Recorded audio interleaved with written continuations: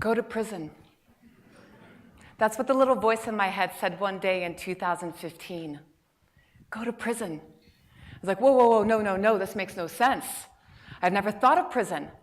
I've never had any contact with prisons, with their inmates, with the entire system for that matter. I mean, heck, I was working in a stimulating and cushy corporate job after having lived 2 years in India bringing solar lighting to people without electricity and engaging with India's untouchables in the slums. And the more I wanted to run away from this absolutely ludicrous idea of prison, the more I felt it pulling me in.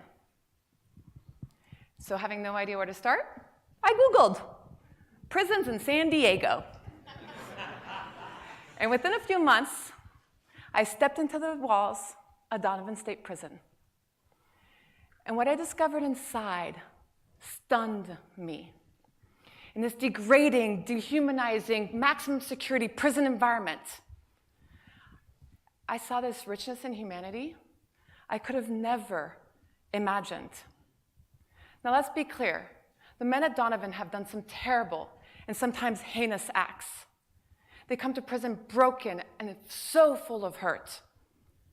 Many of them, within their first few days, are given a knife and essentially told, kill or be killed. It's a survival game, and they're told that violence wins. And yet in the sea of violence and gangs and drugs, there are individuals who have had the unimaginable courage to make really different choices. So let me give you just one of countless beautiful stories of transformation.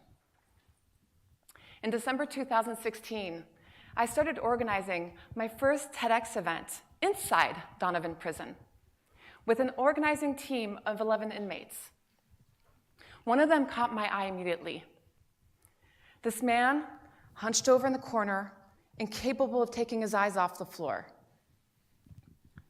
We were lucky if he would say one sentence to us in our 3 hours together every week.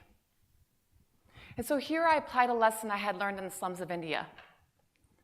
Build a safe space and a positive community, and people transform and liberate their brilliance. And so as we created a safe space, this man started to slowly look up off the floor. With his tremendous desire to change himself, he deepened his self-worth and his self-respect. He even became one of our TEDx speakers. So in May 2017, this man got up on that TEDx stage and delivered a talk on purpose with, as one business exec commented, the quote, poise and confidence of a corporate CEO. This radical transformation happened in just 5 months. And so his success today goes beyond TEDx to actually impact the greater community. Shifts on the prison yard are breaking through these deeply ingrained prison and gang politics of separation and violence to create this positive culture of self-empowerment and respect. Plus, when the men come out of prison, they're determined to be productive, positive contributors to society. And they're really committed to bringing their newfound tools to the people most at risk and following in their footsteps. Their children, their families, at-risk youth, the gangs, their communities. One man, incarcerated for 35 years, took his experience of running a transformative recovery program inside to create 10 such programs in the LA area over the past 2 years.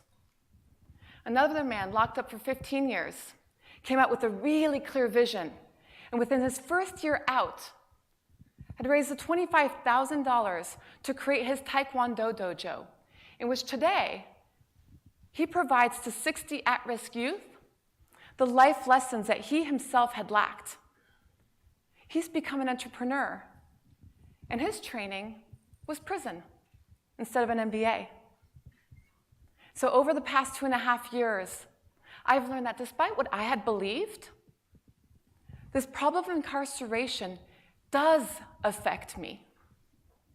Beyond the high recidivism rates and the trickle-through impact of violence, it costs us $75,000 a year to incarcerate one person, With that investment, we could send every single inmate to Brown or to Haas.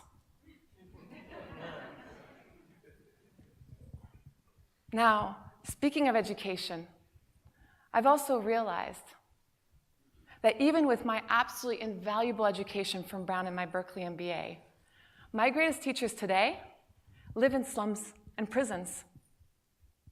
I mean, we all know how difficult it is to change our habits and our circumstances. And yet these men in blue inside prison that society has thrown away, who are America's untouchables, who we ostracize when they do come out of prison, these men know how to do it. They've taught me courage. I mean, heck, how often do my life choices risk getting me killed?